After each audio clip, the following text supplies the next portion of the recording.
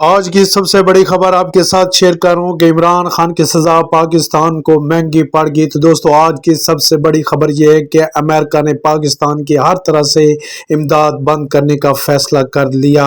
امریکہ میں پاکستان پر پابندیاں لگانے کی تیاریاں۔ دوستو امریکہ نے پاکستان کے خلاف انتہائی اہم قدم اٹھا لیا۔ امریکی اقدام سے اقتدار کے ایوانوں میں تشویش کی لہر دوڑ گئی۔ عمران خان کی رہائی کے لیے امریکی رکن کا بڑا اقدام، اس کی نئی مہم سے ایوانوں میں ہلچل شروع ہوگی۔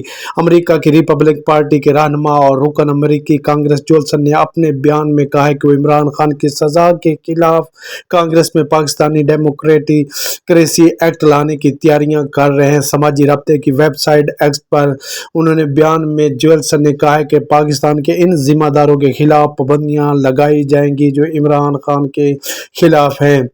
رکن امریکی کانگریس جولسن کا کہنا ہے کہ پاکستان ڈیموکریسی ایکٹ کا مسودہ تیاری کے مراحل میں ہے، جس کا مقصد عمران خان کے خلاف مقدمات بنانے اور قید کرنے کے حوالے سے پاکستانی حکومت کے عہدیداروں پر پابندیاں لگائی جائیں گی۔ پاکستان میں پابندیوں کے حوالے سے جولسن نے کہا کہ یہ ایکٹ پاکستان میں جمہوریت کے اصولوں اور انسانی حقوق کی حفاظت کو یقینی بنانے گا۔ جولسن امریکی ایوانوں میں خارجہ امور پر بہت کچھ بتایا۔ انہوں نے کہا ہے کہ پاکستان کے سابق وزیر اعظم عمران خان کے خلاف جو ان نااہل حکمرانوں نے ایک بہت بڑی ایک سازش کے تحت عمران خان پہ مقدمات دائر کی ہیں اور عمران خان کو انہوں نے بے قصور بند کیا ہوا ہے، تو اس کے خلاف امریکہ نے کافی تیاریاں کر لی ہیں۔ اس ٹائم پاکستان کے اہم جو ہیں کارکنان، اہم شخصیات، ان پہ پابندی لگ سکتی ہے۔ ان کا آنے والا ٹائم جو ہے وہ بہت بھیانک